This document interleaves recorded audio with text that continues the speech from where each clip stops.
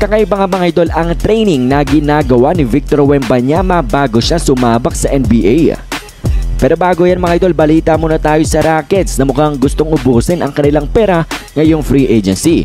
Dahil alam nyo ba, meron silang halos 60 million na cap space, 60 million na pwede nilang gastusin sa mga free agents. At balita nga dito na si Rui Hachimura at Austin Reeves ang ilan sa kanilang maraming target.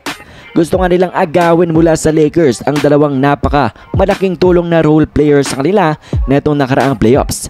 And well, they are capable mga idol na kuwanin nga yan mula sa Lakers dahil nga meron silang 60 million. At kung offeran nga nila ng napakalaking salary itong dalawang Lakers player na ito, ay baka manakaw nga nila sa team ng LA itong si Rui at si Reeves. Pero alam nyo ba mga idol, hindi lang yan ang kanilang target, pati na rin daw si Middleton, Lopez, Bruce Brown, Clarkson, pati na rin si Cam Johnson, DiVincenzo, Brooks, Poeltl, Powell, at pati na nga rin daw si James Harden, pati si Fred VanVleet. Yan mga idol, ang napakadami nga nilang targets ngayong free agency. Porkit mayaman ng Rockets ngayon mga idol, ay parang gusto nga nilang kuhanin halos lahat ng players. At ngayon ay atin ang pag-usapan ng kakaibang training neto ni Victor Wembanyama. At well mga idol, kapag off-season, di ba nakikita natin ang mga NBA players na sila'y nag-ensayo. Sila LeBron James, Stephen Curry, sila Brandon Ingram, marami pang iba mga idol. And usually mga idol, ang mga NBA players na ito ay nakikita nga natin na nagbubuhat. Lifting weights nga sila, nagpapalaki ng muscle, nagpapalakas ng kanilang strength para nga ready sila pagpasok nila muli sa season.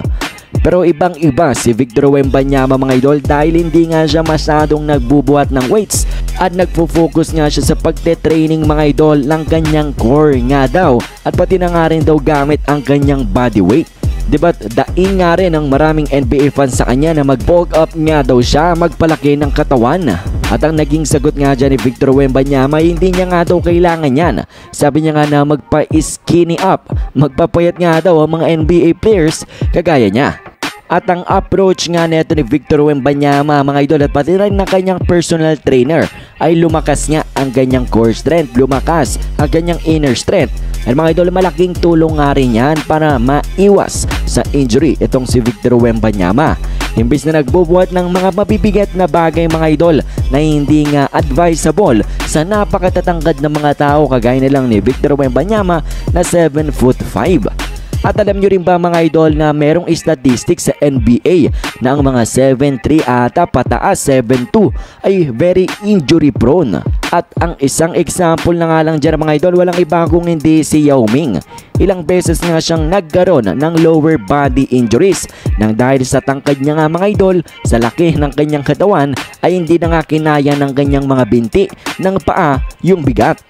Kaya nga itong si Victor Wembanyama hindi nagbubuhat mga idol, hindi nga nagpapalaki ng katawan dahil gusto niyang naiwas sa mga ganitong klaseng injuries na nakita na rin siguro nila mga idol sa mga past 7-footer sa NBA.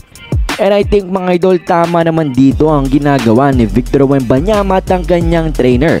For example na lang si KD mga idol, grabe ang kanyang karir kahit hindi naman pagkalakihan ang kanyang katawan. So let's see na nga lang siguro mga idol kung ito bang unusual, kakaibang training ni Victor Wembanyama kumpara sa mga normal na NBA players ay gagana nga para nga sa kanyang karir.